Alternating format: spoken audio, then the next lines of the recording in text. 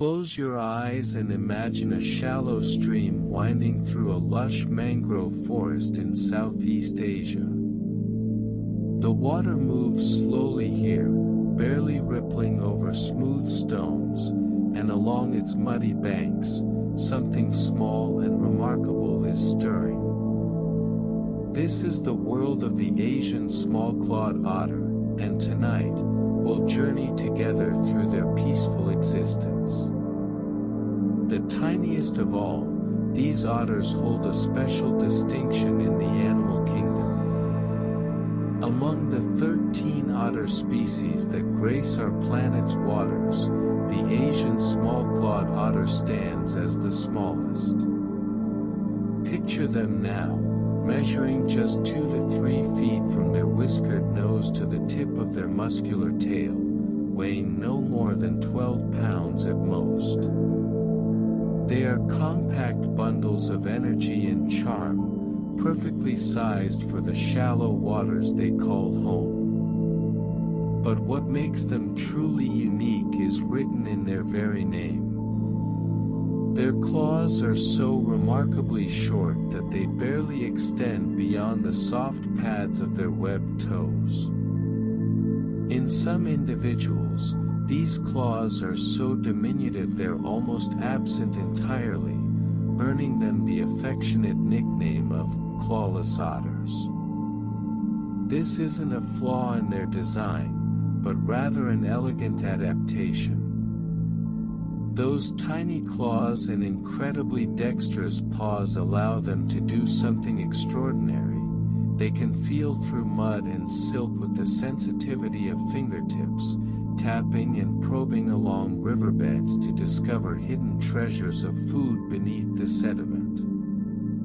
Imagine now the remarkable density of their fur, a coat so thick it defies the water itself.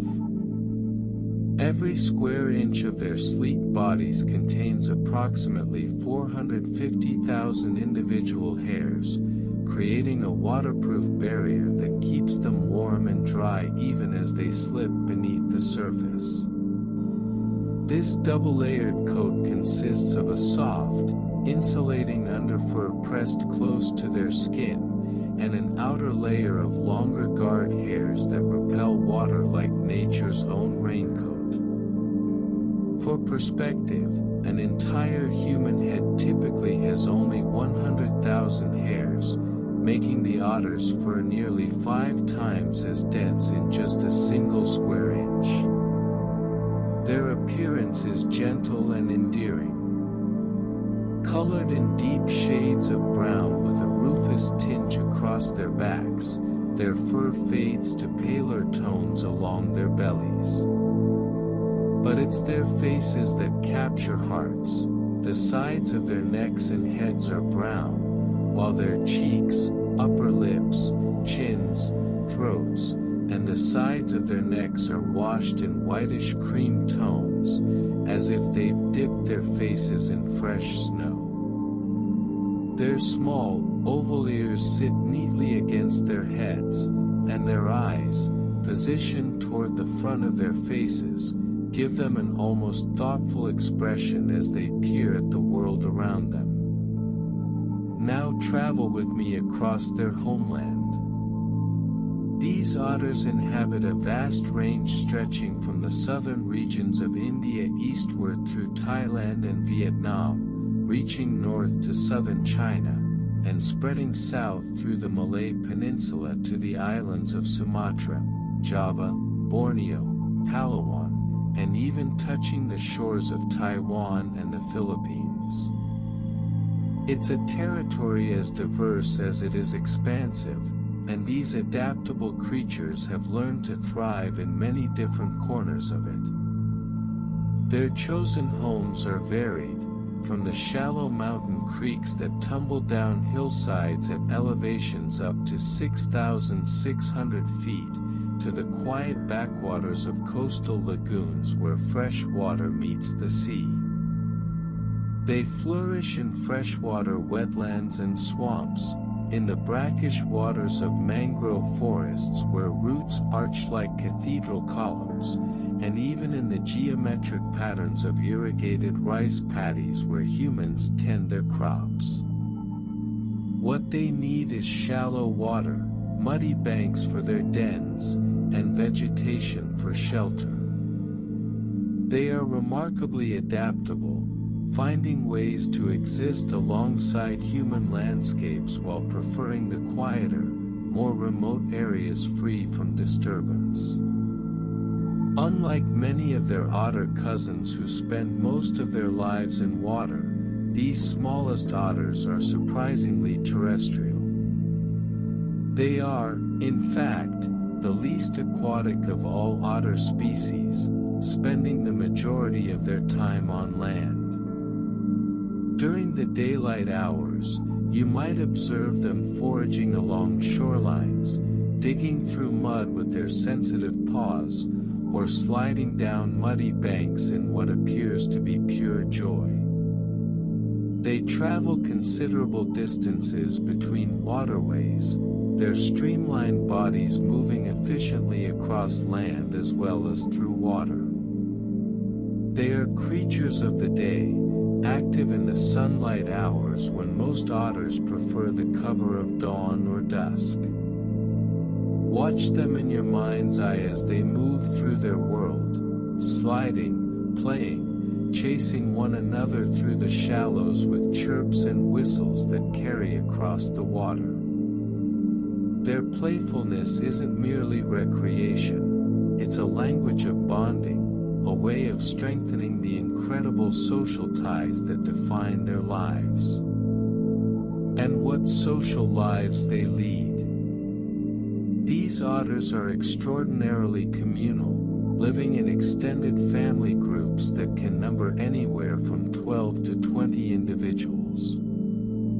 At the heart of each group is a monogamous breeding pair, devoted to one another for life, surrounded by several generations of their offspring. These family bonds are profound and enduring, lasting for their entire lives.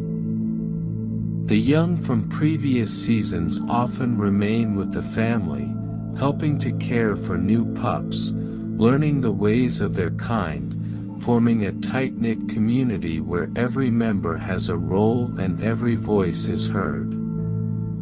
Let your breathing slow and deepen, as we rest here by the water's edge, in the company of these gentle, remarkable creatures.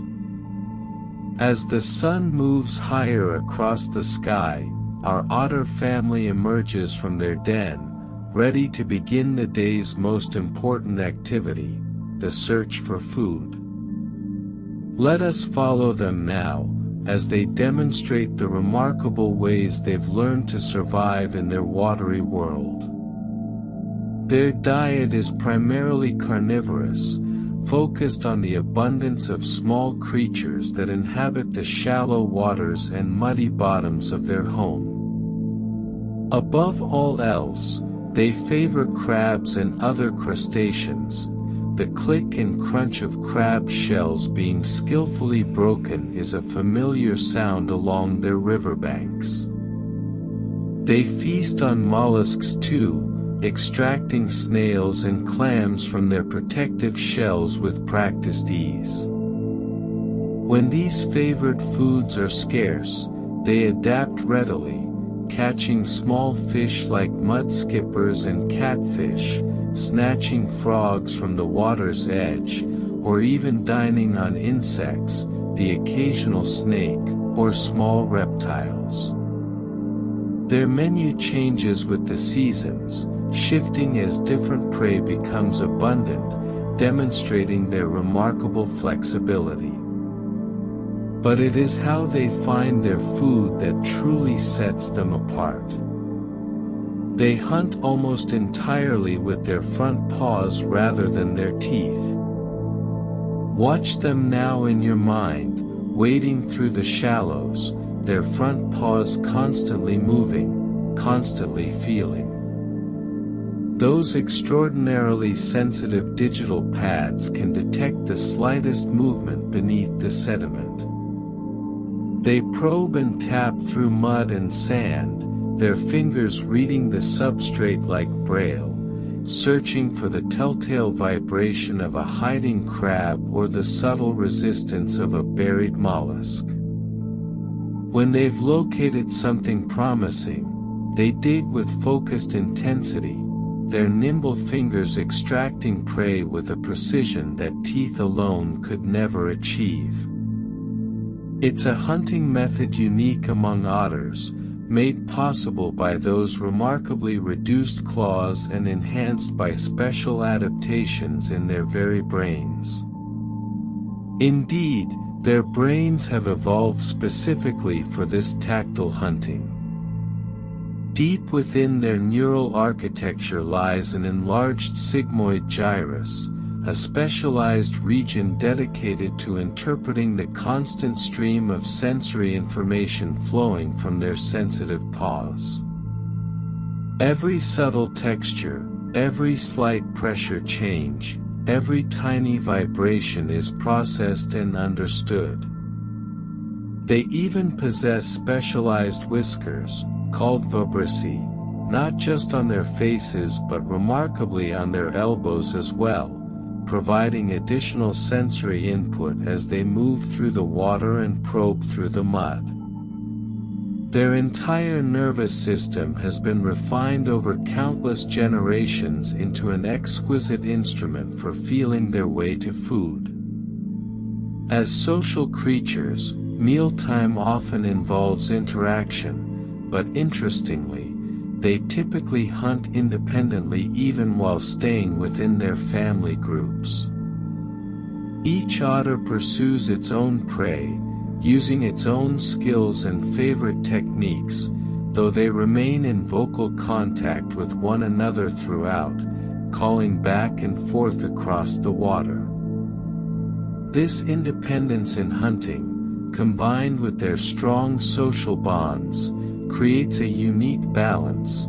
They are together, yet each is self-sufficient, a model of both community and capability.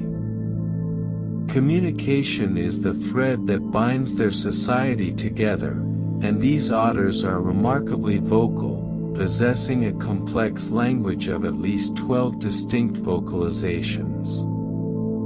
Listen to them in your imagination. Sharp chirps of greeting when family members reunite, soft chirrs of contentment during grooming sessions, excited squeaks when someone discovers particularly good foraging grounds, urgent barks of alarm when danger approaches, and drawn-out whimpers that seem to express longing or summon distant family members. Each sound carries specific meaning, recognized and understood by all members of the group. They twitter and chuckle, whistle and buzz, creating a constant auditory tapestry across their territory. When they're disturbed or threatened, they scream, a piercing call that rallies every family member to respond, to come together in defense of one another. But their communication extends far beyond sound. They rely heavily on scent marking to convey information that vocal calls cannot. Paired scent glands positioned at the base of their tails produce an intensely musky odor, unique to each individual, as distinctive as a signature. This scent communicates identity, sex, sexual receptivity, and even how much time has elapsed since the otter last visited this particular spot. They deposit this information deliberately, using communal latrine sites that serve as neighborhood bulletin boards. At these latrines, something fascinating occurs. They perform a behavior called sprinting, leaving their feces or urine, then deliberately stomping on it with their hind paws, grinding it into the substrate and working it thoroughly into the ground. This isn't random, it's purposeful communication, ensuring their scent and the information it carries is firmly established and long-lasting. After swimming or feeding, you might observe them rubbing against logs and vegetation, not for comfort but for communication. They're leaving their scent behind, marking their passage, claiming their space, and leaving messages for any other otters who might pass this way. Larger family groups scent mark more frequently and extensively than smaller ones, perhaps asserting their dominance through the very abundance of their signatures. Their territories are clearly defined and generally don't overlap with those of neighboring groups. Each family claims a section of river or stream as their own, boundaries established and maintained through these scent markings and occasional direct interactions. If a weaker group mistakenly wanders into occupied territory, the resident family will typically chase them out, though serious fights are relatively rare. The scent boundaries usually suffice to prevent such conflicts, allowing each family to live peacefully within their established range, secure in their claim to the resources within. Rest now in this peaceful vision, of families communicating through sound and scent, of territories maintained not through violence but through understanding, of creatures perfectly adapted to read their world through touch. As the seasons turn and the rivers flow endlessly toward the sea, life continues for our otter families in the most fundamental of ways, through the raising of the next generation. Let us witness now the tender and remarkable process of how these smallest of otters bring new life into their world. These otters form monogamous pairs that mate for life. Once two otters find each other and establish their bond, they remain devoted partners for all their years, a commitment that runs deeper than mere breeding seasons. Within each family group, only this alpha pair will reproduce, while their offspring from previous litters remain to help, forming a cooperative society where experience and youth work together for the survival of all. The female's body follows a precise rhythm. Her estrous cycle repeats every 28 days, much like the lunar cycle that governs the tides, with a window of just 3 days each month when she is fertile and able to conceive. Breeding can occur at any time throughout the year in their tropical and subtropical homes, unbound by the seasonal constraints that govern many northern animals. Some pairs successfully produce 2 litters in a single year, though this is demanding and depends on abundant food resources and favorable conditions.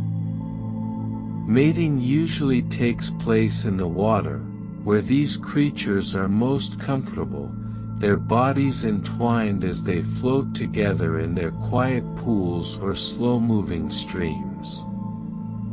The act is brief but significant, setting in motion a process that will take approximately 60 days to unfold.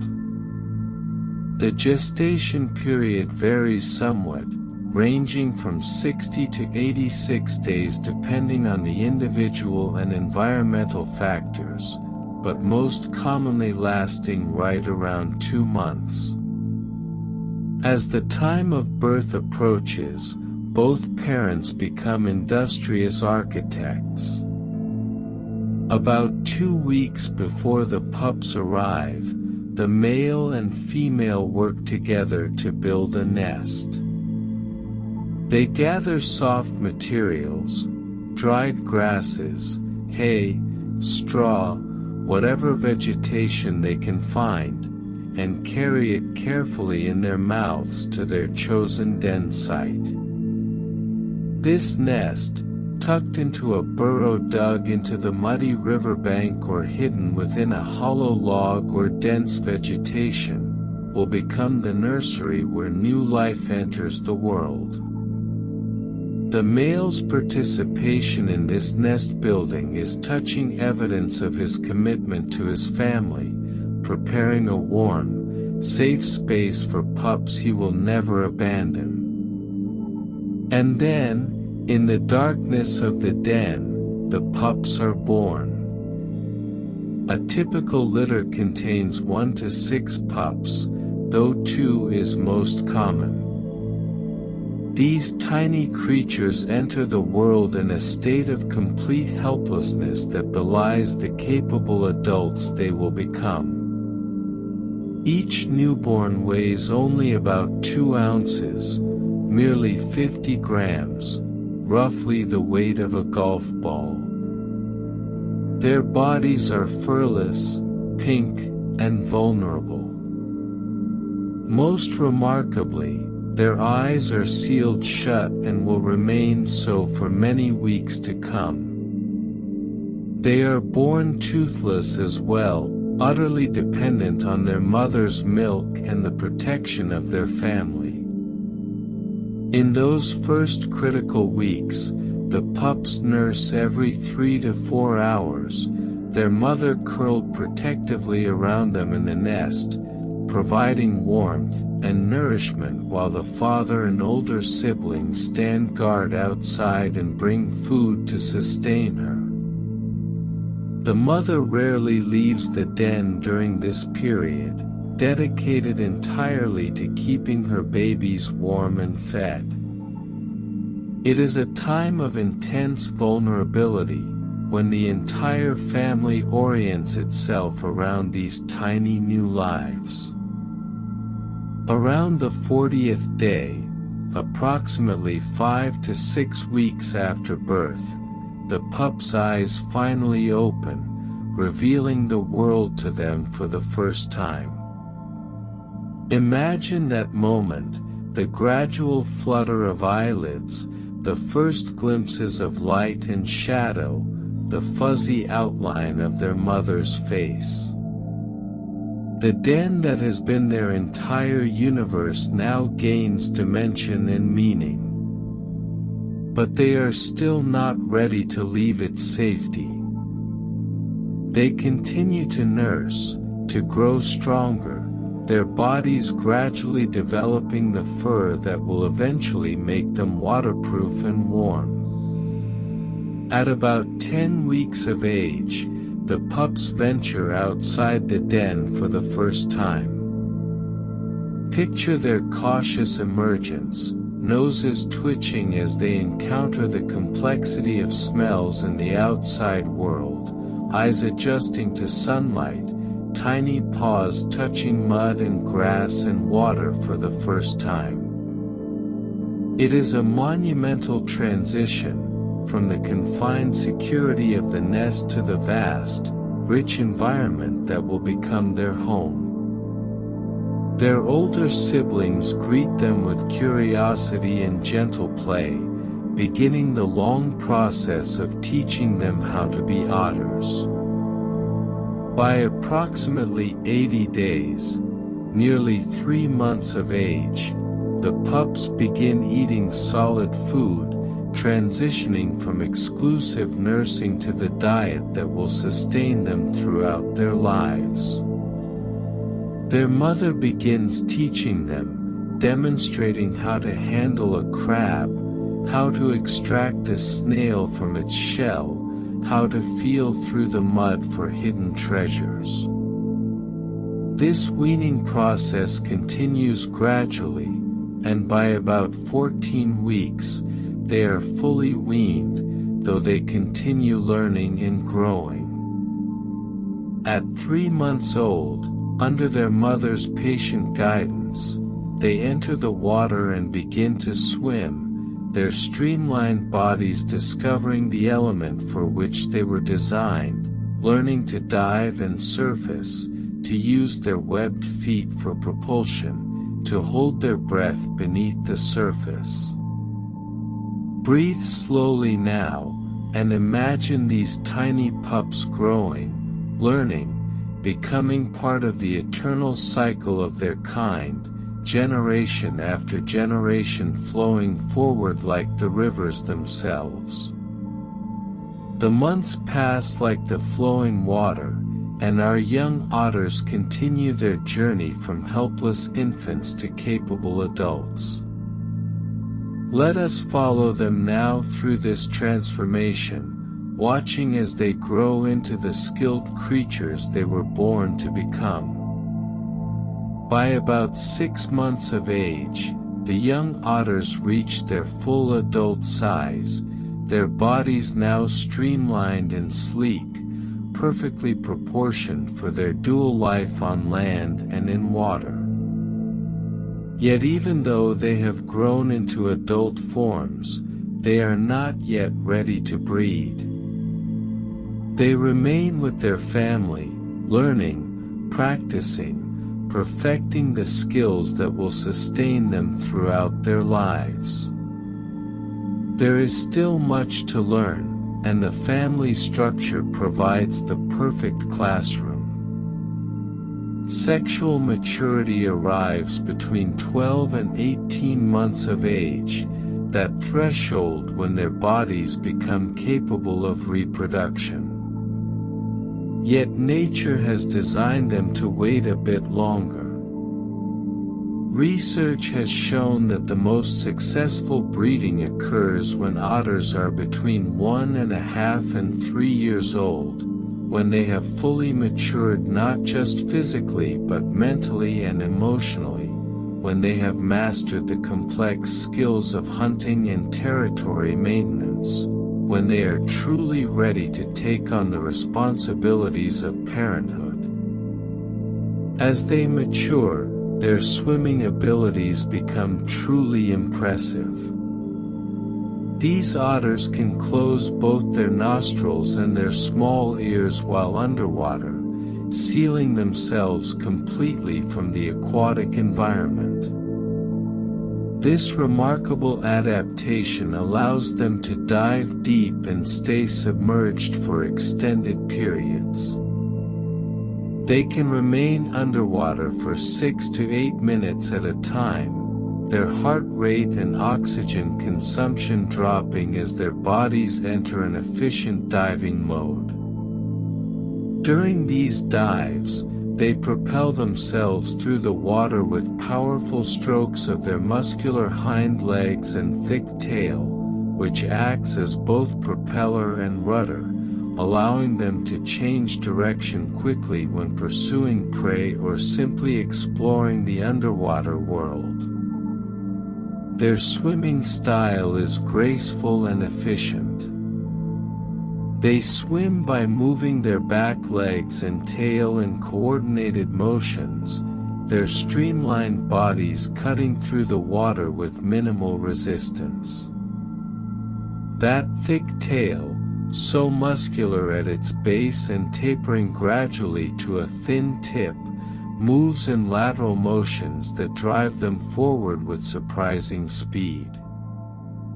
They are excellent swimmers, agile and quick, able to twist and turn through narrow passages, navigate swift currents, and chase down the swiftest of their prey species.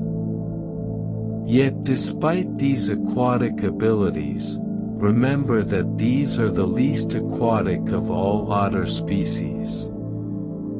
They spend the majority of their time on land, and when they sleep, they usually rest and sleep on land, either in their dens or somewhere above ground. Often they choose sleeping spots in areas of moderate disturbance, places where they can keep one ear open for danger while still getting the rest they need. Their dens, dug into muddy riverbanks or hidden in hollow logs, provide safe retreats, but they're also comfortable sleeping in the open under dense vegetation or on raised ground where they can see approaching threats. One of the most charming behaviors observed in these otters happens after they've been swimming or feeding. They groom their fur continually to maintain its insulating qualities, running their dexterous paws through their coat, nibbling at tangles, working methodically to ensure every hair is in its proper place. That dense fur, with its 450,000 hairs per square inch, requires constant maintenance. If water penetrates the waterproof outer layer and reaches the skin, the otter can become dangerously cold. So they groom obsessively, often in groups, family members helping one another reach difficult spots, turning grooming into both maintenance and social bonding. They are often seen sliding down muddy banks in regions they frequently visit. Watch them in your mind's eye, climbing to the top of a slippery slope, tucking their front legs close to their bodies, and launching themselves downward in what appears to be pure joy. They slide on their bellies, leaving smooth tracks in the mud, sometimes repeating the activity over and over. Scientists believe this behavior serves multiple purposes. It helps clean their fur, it's an efficient way to travel down steep banks, and yes, it genuinely appears to be play, an expression of the playful intelligence that characterizes their species. Communication through scent continues throughout their lives, and as adults, each otter's scent is as individual as a fingerprint or signature. No two otters smell exactly alike to another otter's sensitive nose. This allows them to identify family members, distinguish between neighbors and strangers, and track the movements of particular individuals through their shared territory. The paired scent glands at the base of their tail produce this unique olfactory signature, a complex chemical message that other otters can read as easily as we read words on a page. In terms of lifespan, Asian small-clawed otters live approximately 10 to 15 years on average, with some fortunate individuals in human care reaching beyond 20 years of age. Their lifespan in the wild remains somewhat uncertain, as they are difficult to track throughout their entire lives in their remote habitats, but estimates suggest they typically live between 11 and 16 years in natural conditions. This means that the alpha pair who lead a family group may preside over several generations of offspring, seeing their grandchildren and even great-grandchildren born into the family structure they maintain. Let yourself drift now, like an otter floating on the surface of a quiet pool, feeling the gentle current, the warmth of sun on water, the security of family nearby. As we watch these remarkable creatures living their lives in the shallow waters and muddy banks of Southeast Asia, we must acknowledge that their world is changing, and not always for the better.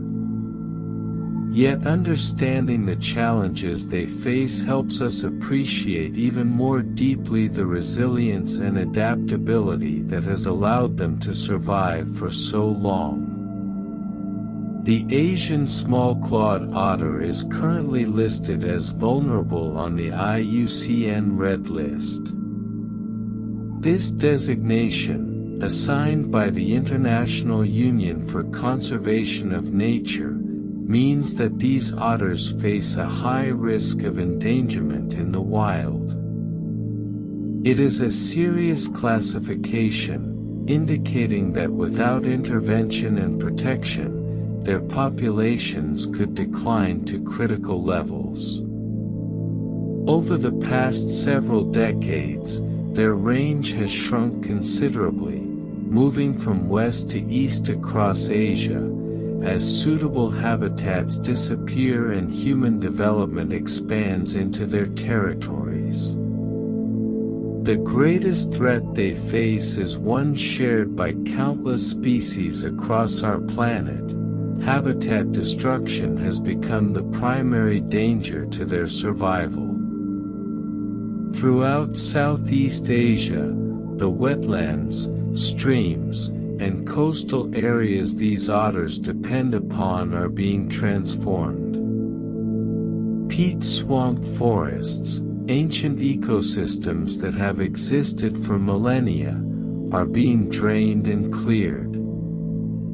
Mangrove forests, those remarkable coastal guardians where roots arch into the brackish water, are being cut down to make room for aquaculture operations, fish and shrimp farms that replace natural habitat with human-managed pools. Hill streams, the small mountain waterways where otters once thrived at elevations up to 6,600 feet, are being lost to deforestation, causing erosion and siltation that destroys the clear, rocky streams the otters prefer. In many regions, particularly across India, tea and coffee plantations have replaced natural forest habitat along hillsides. These agricultural operations, while economically important to local communities, dramatically alter the landscape. The native vegetation that once provided shelter and food for otters and their prey is replaced with orderly rows of cultivated plants.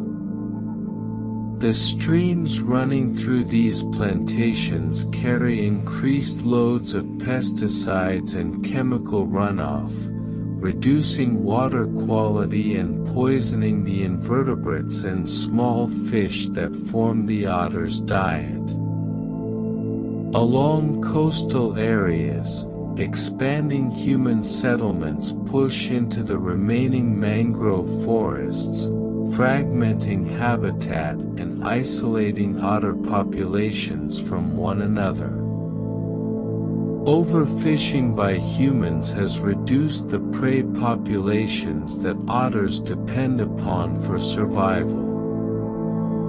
In rivers and streams where people harvest fish, crabs, and mollusks for their own consumption or for commercial sale, there is simply less food available for the otters. This competition for resources puts pressure on otter families, making it harder for mothers to find enough food to nurse their pups and for young otters to develop the hunting skills they need. In some areas, the decline in prey species has become so severe that otters can no longer sustain viable populations. But the threats extend beyond habitat loss and food scarcity. These otters face danger from the illegal pet trade, a heartbreaking exploitation driven by their undeniable cuteness and charming personalities. Between 2016 and 2017 alone, researchers documented at least 711 Asian small-clawed otters being offered for sale through online websites by traders in Indonesia, Thailand, Malaysia, and Vietnam. Between December 2015 and October 2018, authorities confiscated 49 otters from wildlife traffickers in Thailand, Vietnam, and Japan, with 35 of them destined for sale in Japan, where demand for exotic pets remains high. The process of capturing otters for the pet trade is particularly cruel. Mothers are often killed as they attempt to protect their young, leaving behind orphan pups who may be so young their eyes are still closed. These helpless infants are then sold into captivity, where even with the best care available, they rarely thrive as they would in the wild. Wild otters belong in extended family groups, communicating with their complex vocabulary, hunting with their sensitive paws, sliding down muddy banks in play. In captivity, isolated from their own kind, they suffer psychologically and physically, their natural behavior suppressed, their innate needs unmet. They are also hunted for their luxurious fur, that remarkably dense coat with 450,000 hairs per square inch that keeps them warm in the water. Poachers trap and kill them to sell their pelts, despite legal protections in most of their range. In certain cultures, otter organs are believed to have medicinal value, creating another tragic incentive for hunting these gentle creatures. The combination of these threats, habitat loss, pollution, overfishing, the pet trade, and hunting, has created a perfect storm of pressure on otter populations throughout their range. Yet there is hope woven through these challenges. The Asian small-clawed otter is now listed on CITES Appendix 2, an international treaty that regulates the trade of wildlife to ensure it does not threaten species survival. This listing provides a framework for monitoring and controlling international commerce in otters and otter products. Additionally, these otters are protected by law in almost all of the countries within their range, with prohibitions against killing them or trading in their body parts. Enforcement of these laws remains inconsistent, but the legal framework for protection exists. Conservation organizations around the world have begun focused efforts to document otter populations, protect remaining habitats, and educate local communities about the importance of these remarkable animals. They serve as indicator species for the health of their ecosystems. When otters thrive, it suggests that the waterways are clean, prey populations are healthy, and the habitat remains intact. When otter populations decline, it warns us that the entire ecosystem is in trouble, affecting not just otters but countless other species and ultimately the human communities that depend on these same water resources. Beyond their physical adaptations and social structures, these otters possess something equally remarkable, a keen intelligence that allows them to navigate the complexities of their world with impressive cognitive sophistication. Let us explore now the inner workings of their clever minds. These otters demonstrate excellent spatial memory, a critical survival skill that allows them to remember where they've found food in the past and navigate efficiently through their territories. Researchers have tested this ability using modified radial arm mazes, complex puzzles designed to measure how well animals can remember spatial locations. In these studies, Asian small-clawed otters showed significant improvement with each testing session, learning to remember which arms of the maze they'd already explored and which still contained food rewards. Their performance improved consistently across sessions, providing clear evidence that they can form and retain mental maps of their environment, remembering the locations of productive foraging sites days or even weeks after discovering them. This cognitive ability extends to social learning as well. They can learn by watching other otters solve problems. When presented with unfamiliar prey or novel foraging challenges, Asian small-clawed otters observe their family members carefully, watching how others interact with new food sources or manipulate difficult items. Research has documented that when one otter discovers how to extract meat from an unfamiliar shellfish or solve a puzzle box containing food, other group members, particularly those with close social bonds to the successful individual, quickly learn the technique by observation. This social transmission of knowledge is particularly evident in younger otters, who watch the adults intently, absorbing techniques that might otherwise take much longer to discover through trial and error alone. Remarkably, they can remember solutions to problems for months. In controlled studies where otters were presented with the same foraging puzzles twice with several months between presentations, they solved the challenges 69% faster the second time around.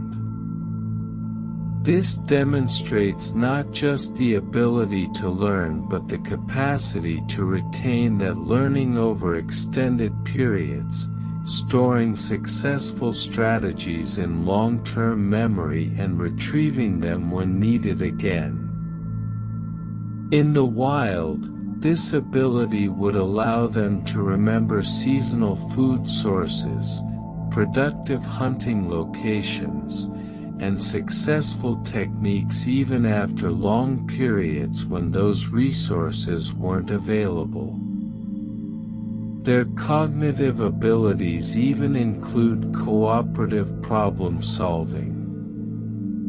Both Asian small-clawed otters and giant otters can work together to solve tasks that require coordination. In experimental settings using the loose string task, where two individuals must simultaneously pull on opposite ends of a rope to access food, these otters successfully demonstrated the ability to coordinate their actions.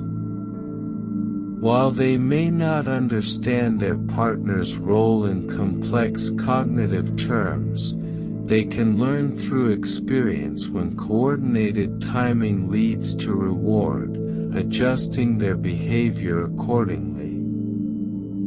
This capacity for cooperative action, even if based more on learned association than abstract understanding, serves them well in family groups where coordinated activities like den building and pup rearing require multiple individuals working in concert. One of the most endearing behaviors that hints at their cognitive complexity is a phenomenon observed primarily in captive populations but possibly occurring in the wild as well. They sometimes engage in object juggling, particularly when anticipating food. Otters have been observed lying on their backs, tossing small stones or other objects rhythmically between their paws and up toward their mouths in what appears to be fidgeting behavior. Research has shown this occurs most frequently when they're hungry and expecting to be fed, suggesting it's a manifestation of excitement or anticipation, similar to how humans might tap their fingers or pace when eager for something. This juggling is most commonly seen in juvenile otters, where it may aid in motor skill development, and in elderly otters, where researchers speculate it might help maintain cognitive function and prevent age-related mental decline, much like how puzzle solving is recommended for aging humans. They show individual paw preferences, what we might call handedness, in these dexterous creatures. Studies examining which paw otters prefer to use when reaching for food, manipulating objects, or solving tasks requiring fine motor control have found that individuals consistently favor one paw over the other. Some are right-pawed, others left-pawed, just as humans are right or left-handed. This lateralization of motor control suggests a sophisticated neural organization, where one hemisphere of the brain has become dominant for controlling these precise, skilled movements. It's another indication of just how refined their nervous systems have become for the tactile, manipulative foraging that defines their species. Their intelligence is reflected in their curiosity. These otters are notably inquisitive, investigating novel objects, exploring new areas of their habitat, and showing sustained interest in unfamiliar stimuli. This curiosity drives much of their learning, compelling them to interact with new situations rather than avoiding them. In captive settings, enrichment items, puzzle feeders, novel scents, new structures to climb, hold their attention for extended periods as they systematically investigate every aspect. This same curiosity in the wild would lead them to discover new food sources, explore potential den sites, and investigate changes in their territory, gathering the information necessary to adapt to shifting conditions.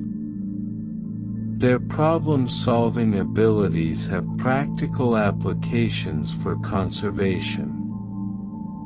Understanding how they learn can inform reintroduction programs for otters being released back into the wild.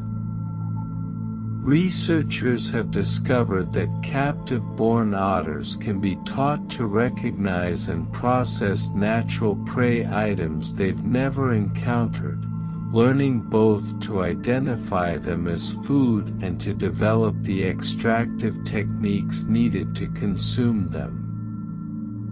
However, studies on related mustelids have shown that knowing how to handle prey isn't enough. Animals must also learn where and how to find prey in natural settings. This has led conservationists to develop pre-release training programs that teach otters not just what to eat and how to process it, but also habitat-specific foraging strategies, predator recognition, and territorial behaviors. The otter's capacity for social learning means that experienced individuals can potentially teach these skills to naive ones, making the presence of knowledgeable, mentor otters valuable in reintroduction efforts. Feel yourself sinking deeper into relaxation, your mind as calm as a still pool, reflecting the intelligence and adaptability of these remarkable creatures. Let us turn our attention now to the physical structures that allow these otters to thrive in their unique ecological niche, the specialized anatomy that has been refined over countless generations into an elegant solution for life in shallow waters. Their teeth are broad and robust, perfectly designed for crushing shells.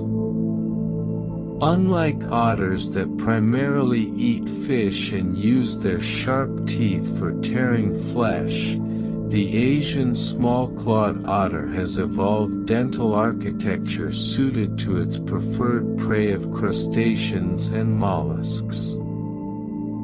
Their canine teeth are sharp and pointed, useful for gripping and killing prey, but it's their molars that truly define their feeding strategy. These back teeth are broad, flat, and extraordinarily strong, capable of generating tremendous crushing force relative to their small body size.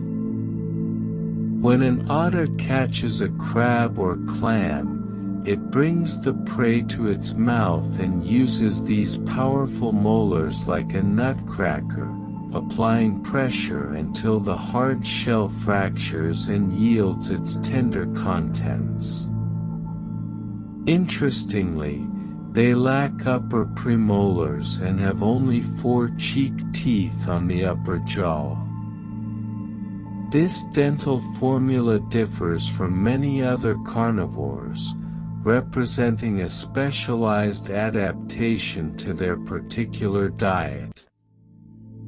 The reduction in number of teeth, combined with the modification of those that remain into crushing platforms, shows how evolution has streamlined their skull structure for maximum efficiency in processing hard-shelled prey. Their skull itself is relatively short compared to other otters, contributing to a powerful bite by shortening the lever arm and concentrating force. Yet despite having these strong teeth, remember that they catch prey with their front paws rather than their mouths. They are unique among otters in this regard. While other otter species chase down fish and snap them up with their teeth, Asian small-clawed otters probe through mud with those sensitive digital pads, feeling for hidden crabs or buried mollusks. Only after capturing prey with their nimble fingers do they transfer it to their mouth for consumption. This hunting method, so dependent on tactile sensation rather than visual or olfactory cues, sets them apart and allows them to exploit food resources that other predators might miss entirely. In some cases, they don't even use their crushing teeth at all, they let the sun do the work. Observers have documented otters placing clams and mussels on rocks in sunny locations, then waiting patiently for the heat to cause the shells to open naturally.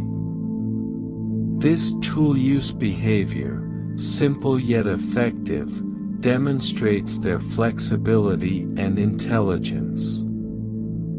Why expend energy crushing a shell when solar power will do it for you? It's an elegant solution, and one that requires foresight and planning. The otter must recognize that the sun will have this effect, choose appropriate locations, and remember where it left its potential meal.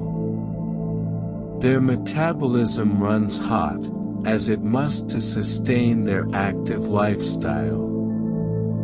To maintain their body temperature and energy levels, they must eat approximately 25% of their body weight every day. For a 10-pound otter, this means consuming about 2.5 pounds of prey daily, a substantial amount that requires several hours of foraging each day.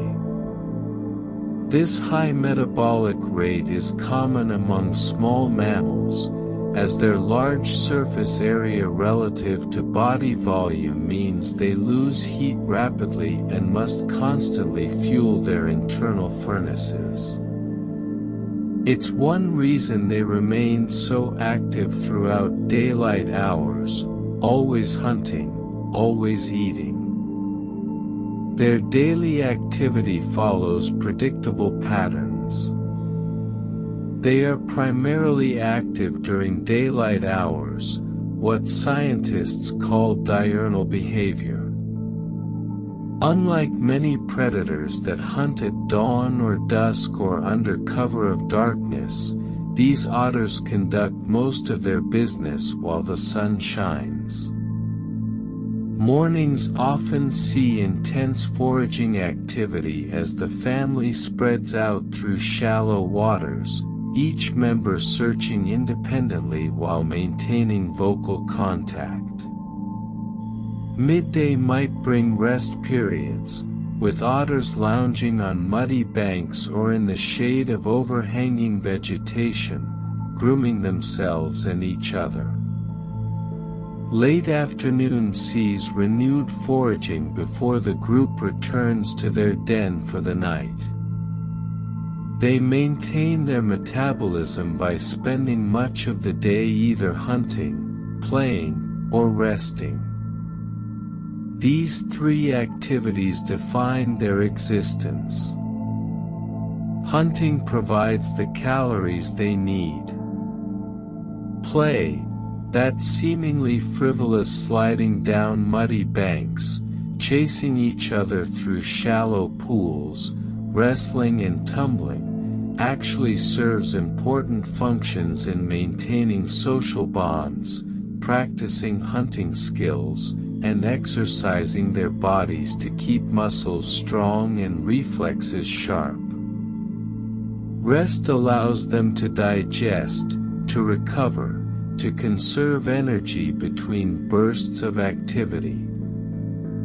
The balance between these three states shifts throughout the day and across seasons, but all three remain essential components of otter life. In some regions, humans have recognized the otter's fishing abilities and found ways to utilize them. In certain areas, they have been trained by fishermen to herd fish toward nets in exchange for food rewards. This remarkable partnership between species demonstrates the otter's intelligence and trainability. Fishermen work with individual otters or small groups, teaching them to move through the water in ways that drive fish into waiting nets. In return, the otters receive a portion of the catch. While this practice has become less common in modern times, it stands as testament to the complex relationship between humans and these adaptable animals, a relationship that has existed for centuries in some communities. Breathe deeply and slowly, feeling yourself drift like an otter floating peacefully at the water's edge, bellies full, family close, secure in the rhythms of daily life. Now let us examine more closely the remarkable anatomical features that make these otters so uniquely adapted to their way of life.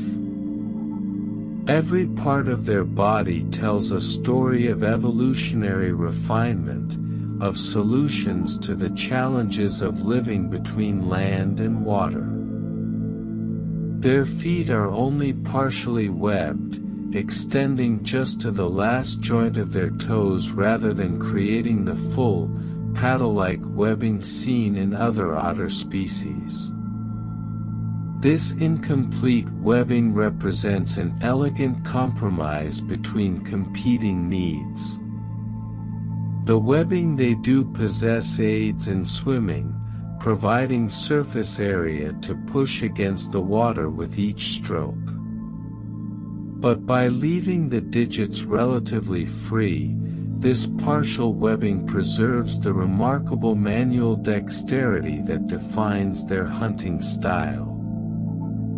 They can spread their toes wide to probe through mud, grasp small objects precisely, and manipulate prey items with a delicacy that full webbing would prevent.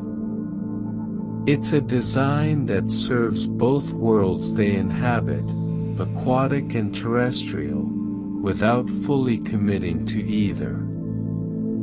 Close observation reveals short hairs on the lower sides of the interdigital webs, the skin between their toes. These fine hairs serve a sensory function, enhancing the tactile information their paws receive as they move through water or feel along muddy bottoms. Every texture, every subtle pressure gradient is detected and interpreted, adding to the rich sensory picture these otters construct of their underwater environment. The structure of their feet extends to the pads themselves. The four-lobed plantar pads on their hind feet are longer than they are wide, an unusual configuration that provides excellent traction on slippery banks while still allowing flexibility and grip when swimming. These pads can feel texture and temperature, warning otters of sharp rocks or ice-cold water before they've fully committed to a dive. Their facial whiskers, called vibrissae, are thick and stiff, positioned prominently on either side of their snouts. But remarkably, they also possess vibrissae on their elbows, a rare adaptation that provides additional sensory input as their front legs move through water and mud during foraging. These elbow whiskers can detect subtle changes in water current and pressure, alerting the otter to the movement of prey even in murky conditions where vision is useless.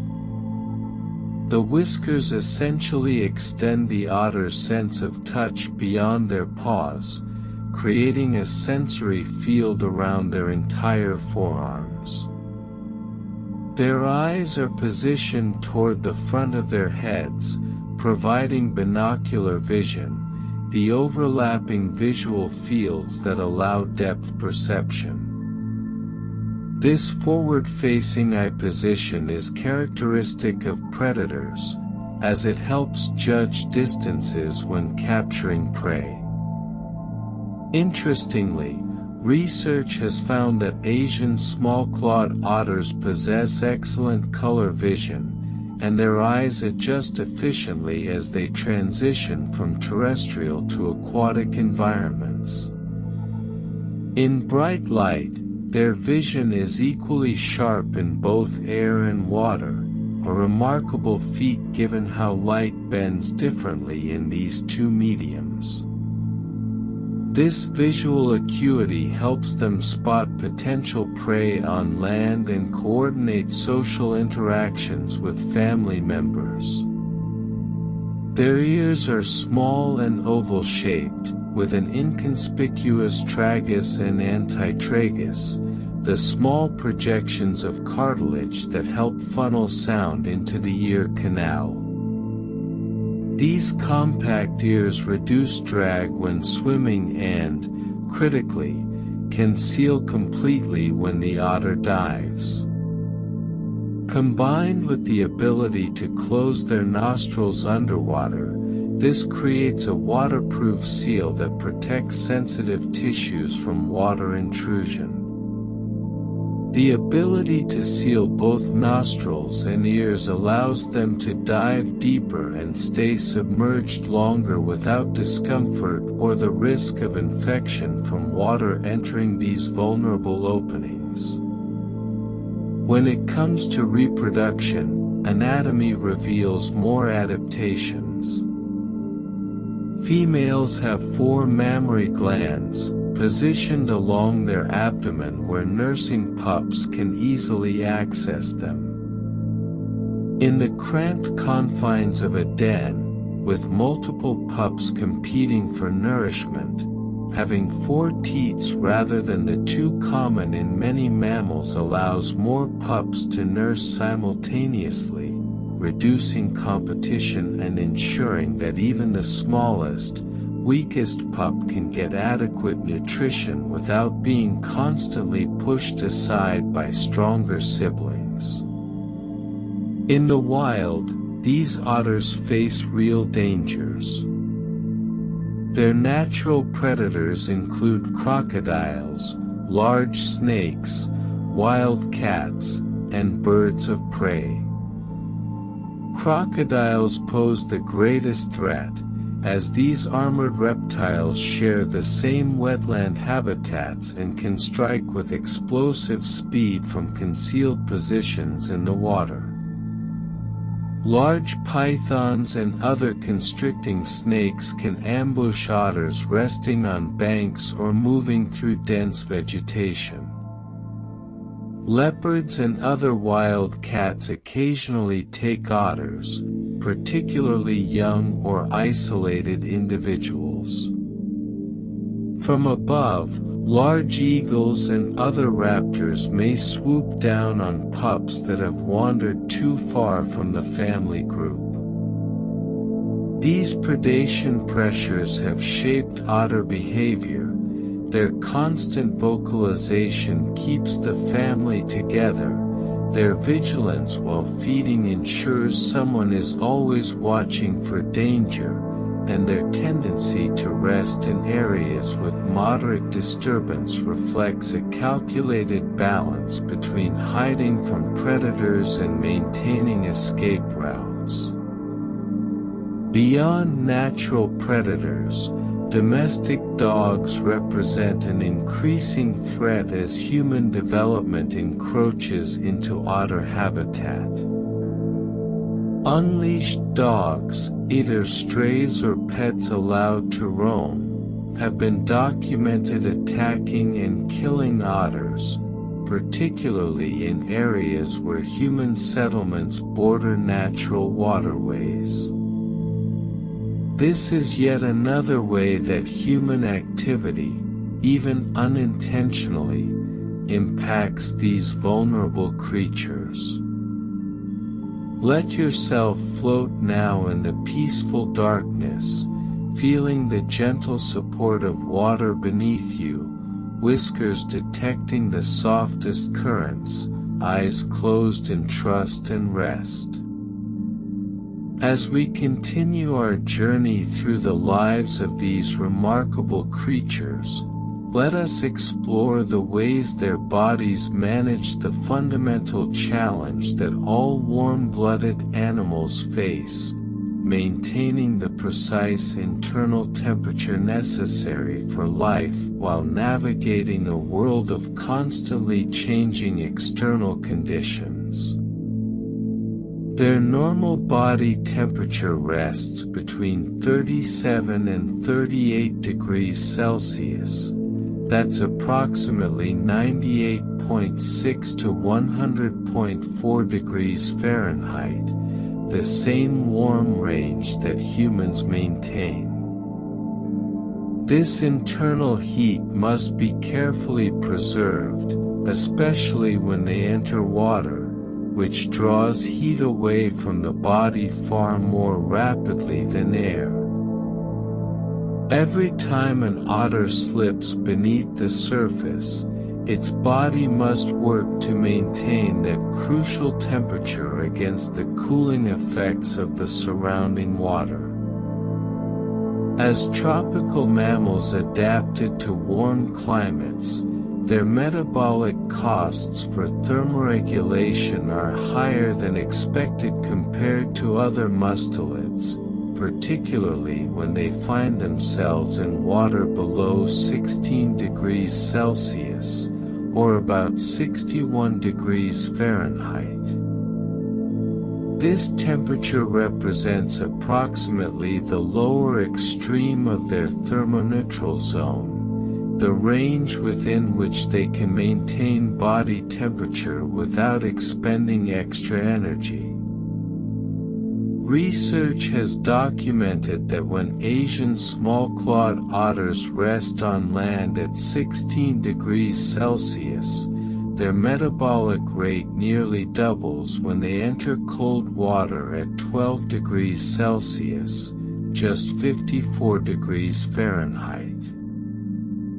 The rate increases even further during swimming and active foraging, as movement in cold water enhances heat loss through forced convection across the skin. Their fur structure reveals why they struggle more in cold conditions than some other otter species. Asian small-clawed otters have shorter primary guard hairs in their coat compared to cold-adapted species like the Eurasian otter. Thermal imaging studies have shown that they lose heat through their entire body surface, including their tail, while better cold-adapted otters dissipate heat mainly through their feet, concentrating heat loss in areas they can control. This difference in fur structure and heat distribution means that Asian small-clawed otters are magnificently adapted to their tropical and subtropical home ranges but would struggle to survive in truly cold climates without exceptional food availability to fuel their elevated metabolism. Despite these challenges, they show remarkable adaptability. In captivity, they can cope with temperatures well below what they would naturally experience, provided they have access to dry shelter and sources of radiant heat during cold seasons. Zoos in temperate climates successfully maintain these tropical otters by carefully managing their environment, ensuring water temperatures remain reasonable and providing heated indoor areas where the otters can warm themselves between foraging bouts. The recommended temperatures for their care include air temperatures of 22 to 24 degrees Celsius and water temperatures ranging from 18 to 29 degrees Celsius. Studies of captive otters in temperate climates have revealed interesting behavioral responses to seasonal temperature changes. They spend significantly more time in water during warm weather than during cold periods. In summer months, when water temperatures reach 18 to 19 degrees Celsius, swimming might represent 33% of their active time. But in winter, when water temperatures drop to 11 to 12 degrees Celsius, swimming time can decrease to just 14% of their day. This behavioral thermoregulation, choosing to spend less time in the cold water, helps them conserve precious calories that would otherwise be spent maintaining body temperature. During colder seasons, their behavior shifts in other ways as well.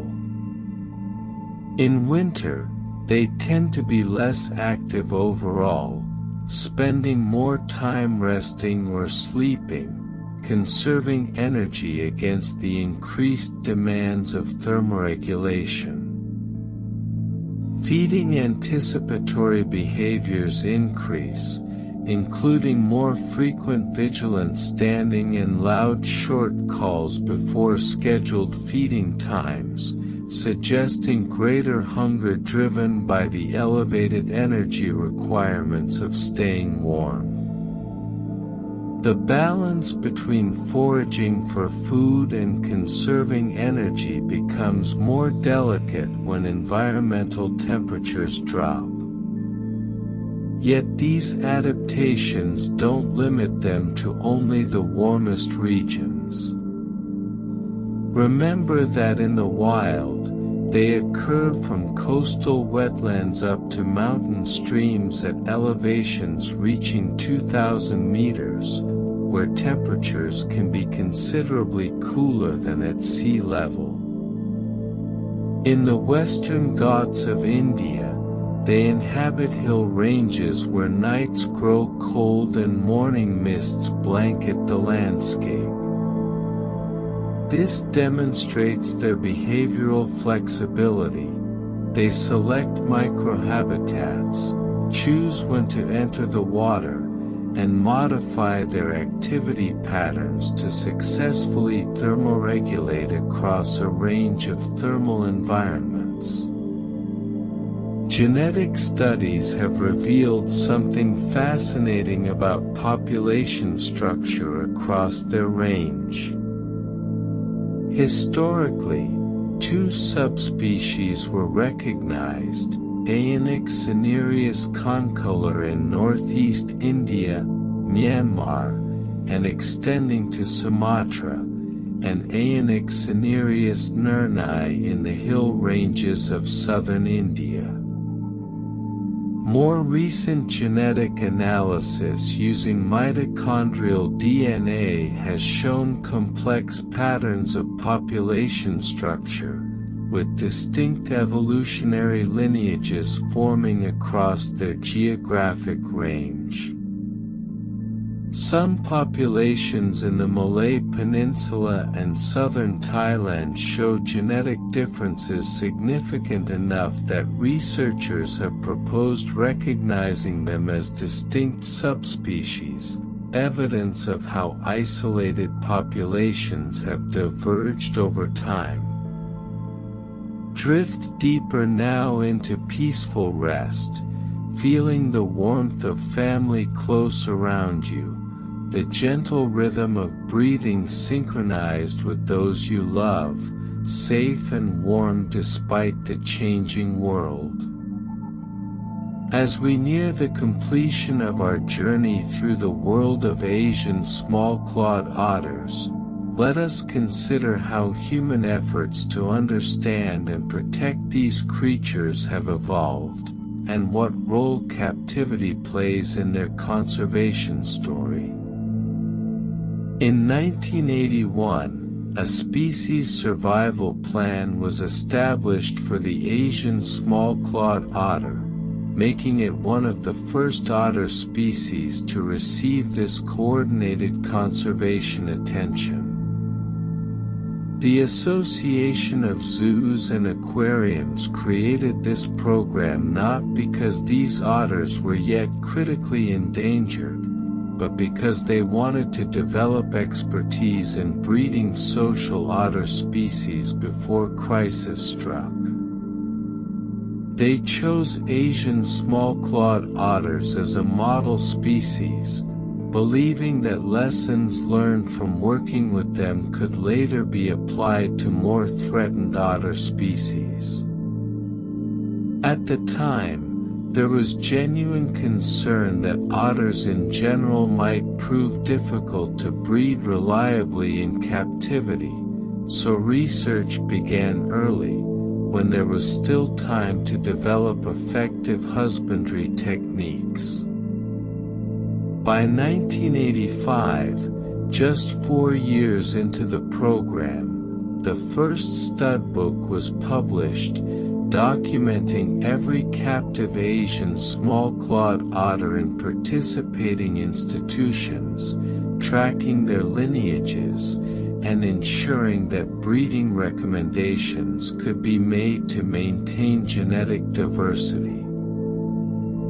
3 years after that, in 1988, a full master plan was developed, providing comprehensive guidelines for housing, feeding, breeding, and caring for these otters. This early work paid dividends. Intensive research revealed important details about the female reproductive cycle, including the precise timing of estrus and the optimal conditions for successful breeding. Scientists also documented the unique diseases to which these animals are susceptible, allowing veterinarians to provide better preventive care.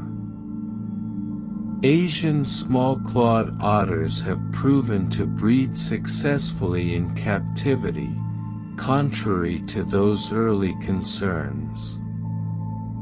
Data compiled from numerous zoos shows that the average litter size in captivity is 3 pups, with a range from 1 to 7.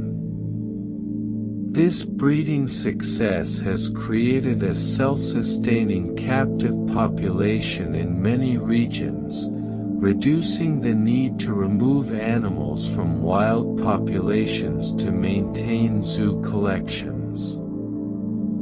However, breeding success depends heavily on appropriate conditions. Otters need naturalistic environments with adequate water features, appropriate group structures, and enrichment that stimulates their natural behaviors.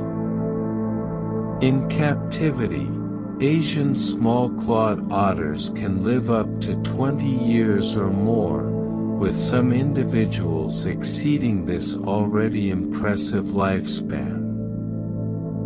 This longevity in human care stands in contrast to their estimated wild lifespan of 11 to 16 years, reflecting the absence of predation, consistent food supply, and veterinary care available in zoos.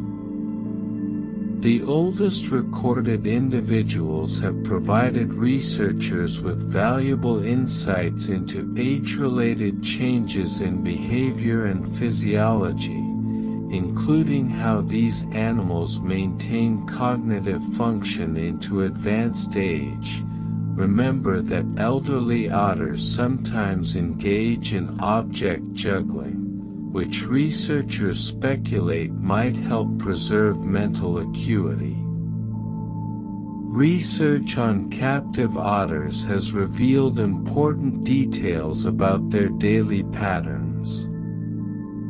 Studies of time budgets show that captive otters spend approximately 30% of their time out of sight, seeking shelter in dens or hiding spots within their enclosures. When visible, they allocate their time primarily to locomotion, social grooming, vigilance, and resting. These behavioral patterns mirror what has been observed in wild populations, suggesting that well-designed captive environments can accommodate the species' natural behavioral repertoire.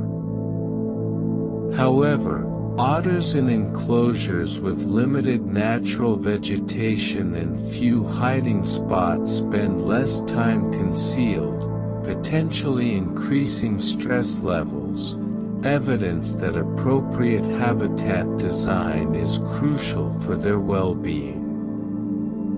Captive breeding facilities maintain detailed records through stud books and coordinate breeding recommendations to ensure genetic diversity is preserved across the captive population. These stud books track every individual's parentage, allowing managers to avoid pairing closely related animals and to ensure that valuable genetic lineages don't disappear from the population.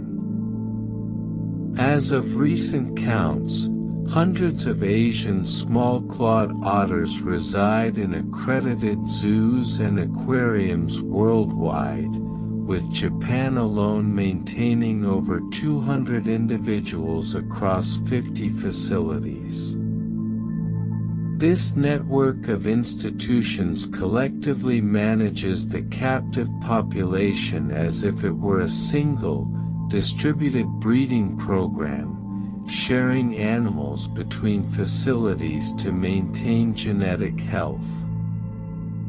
The successful formation of breeding pairs in captivity depends on strong bonds forming between males and females before mating. Research has shown that simply placing two otters together doesn't guarantee breeding success. They need time to establish familiarity, to engage in play and grooming, to develop the trust and affection that characterizes wild pairs.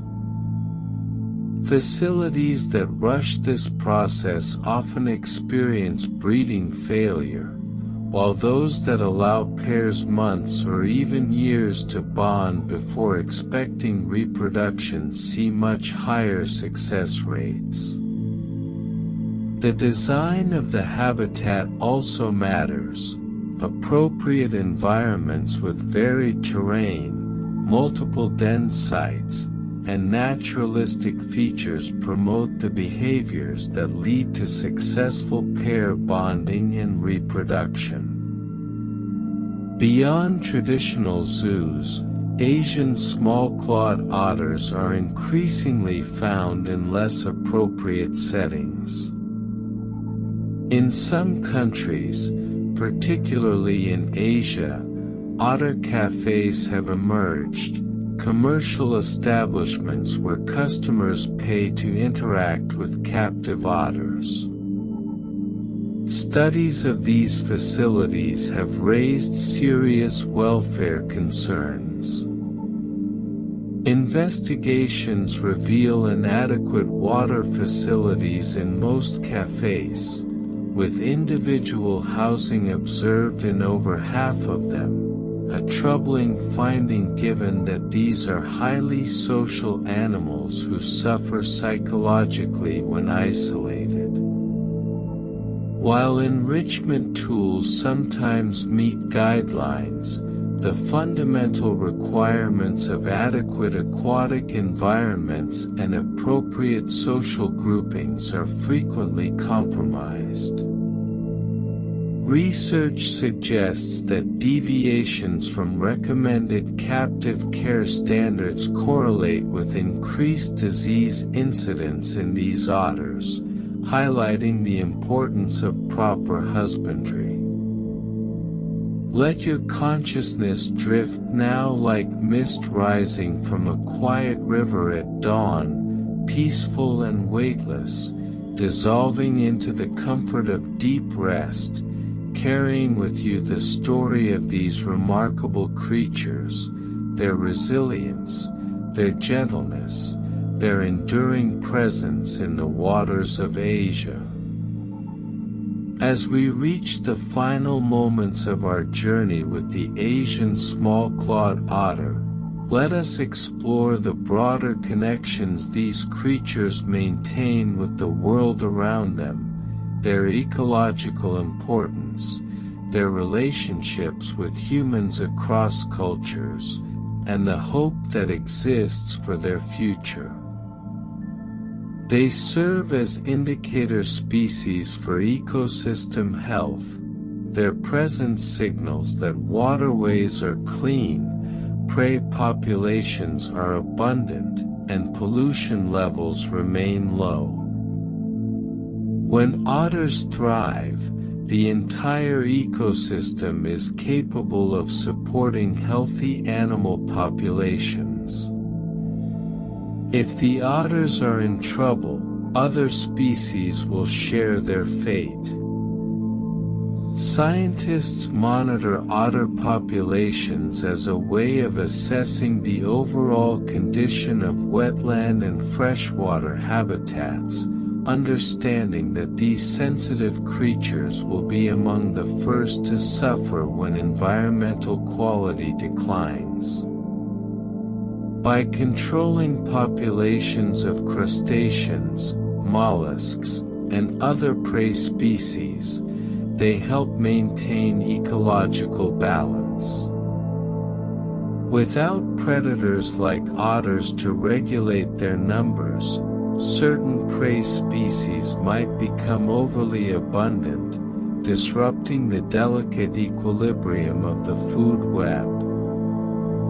Their foraging activities stir up sediment, which aids in nutrient recycling within the ecosystem, bringing buried organic matter back into circulation where it can be accessed by other organisms.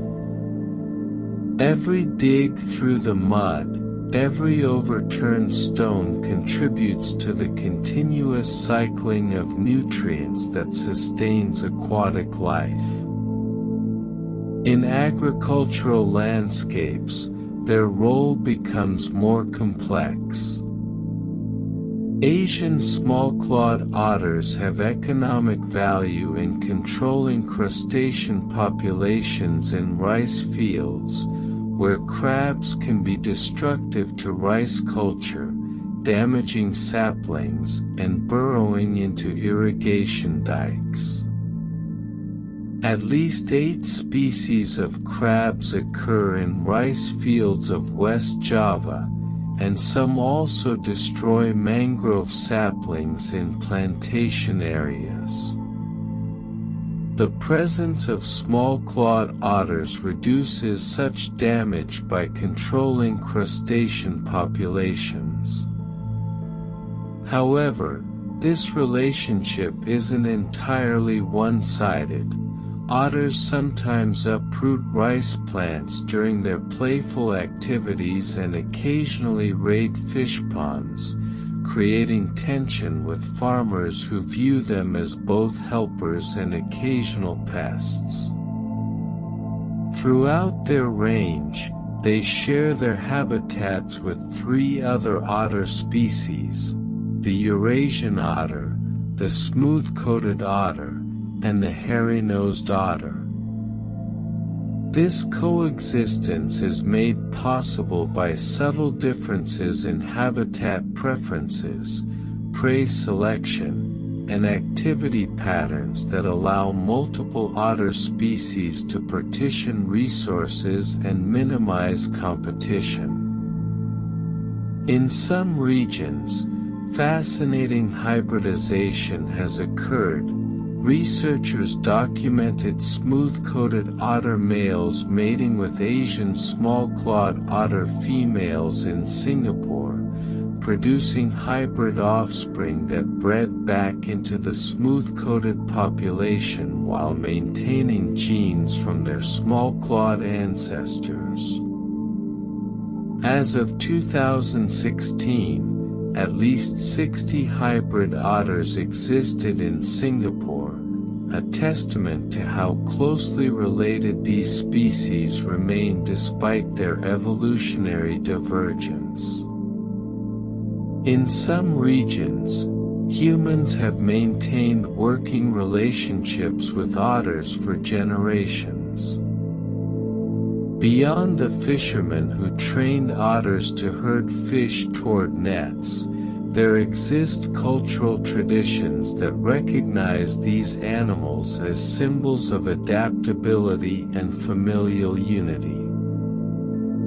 Local folklore in various Southeast Asian communities features otters as clever, social creatures, reflecting the deep observation and respect that people in these regions have maintained for the wildlife around them. These cultural connections, passed down through generations, represent a form of indigenous ecological knowledge that values the otter not merely as a resource but as a fellow inhabitant of shared landscapes. Research into their genetic structure has revealed something remarkable about how populations diverged over time.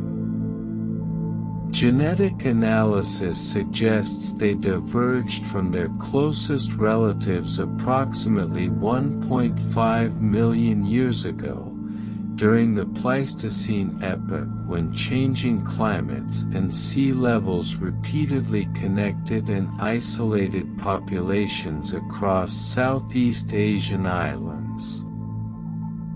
This ancient separation, followed by periods of reconnection and isolation as islands emerged and disappeared with glacial cycles, created the genetic diversity we observe today across their range. One of the most unexpected discoveries about these otters occurred in England. In the 1980s, a few Asian small-clawed otters escaped from captivity and established a breeding population in the wild, demonstrating their remarkable adaptability. However, this population was eventually displaced as native Eurasian otters recovered from their own population decline, highlighting how even adaptable non-native species typically cannot outcompete native specialists in their home ranges.